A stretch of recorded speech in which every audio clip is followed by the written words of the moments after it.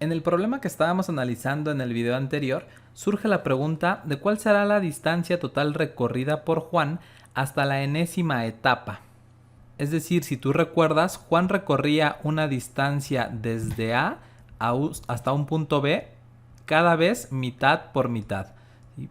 Pasando por un punto C y luego por un punto D y así sucesivamente. Cada vez recorría la mitad del segmento siguiente. De tal manera que en la etapa 1, Juan recorría la mitad del segmento AB. En la etapa 2, Juan recorría la mitad de ese otro segmento, que entonces sería la mitad del segmento AB, o el segmento AB entre 4.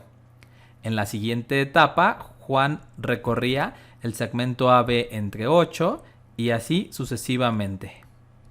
Por lo tanto, la distancia total recorrida por Juan pues será la suma de todos estos segmentos hasta una etapa n.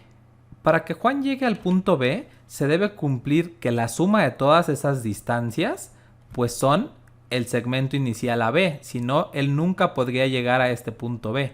Cuando él recorra de aquí a aquí y luego de aquí a aquí y así sucesivamente, y si nosotros sumamos todas estas distancias, entonces la distancia será desde donde inició hasta donde terminó. Entonces de aquí podemos extraer como factor común el término AB que tiene cada uno de los términos. Y después este valor de segmento AB puede pasar dividiendo al otro lado, haciendo que esta división sea 1.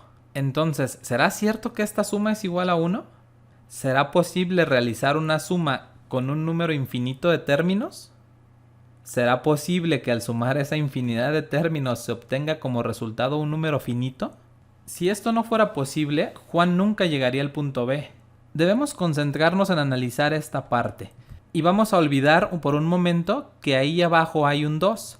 Y para hacer operaciones más rápidas vamos a suponer que es un 10. De tal manera que 1 entre 10 a la 1 será 0.1. 1 entre 10 a la 2 o bien 1 entre 100 será 0.01. 1 entre 10 a la 3 será 0.001. 1 entre 10 a la 4, 0.0001. 1 entre 10 a la 20, 0.1. Aquí existirán 19 ceros. Entonces esto quiere decir que cuando un número muy grande se encuentra en el denominador, pues esto va a tender a ser 0. Sin embargo, más adelante veremos cómo es que eso se puede demostrar. ¿Qué pasa entonces con la distancia de Pedro? Recordemos que Pedro inició la carrera en el punto C y no en el punto A como lo hizo Juan. Anteriormente establecimos que esta era la distancia de Juan. Si puedes observar, este primer recorrido es el recorrido que hizo Juan desde aquí hasta el primer punto donde estaba Pedro.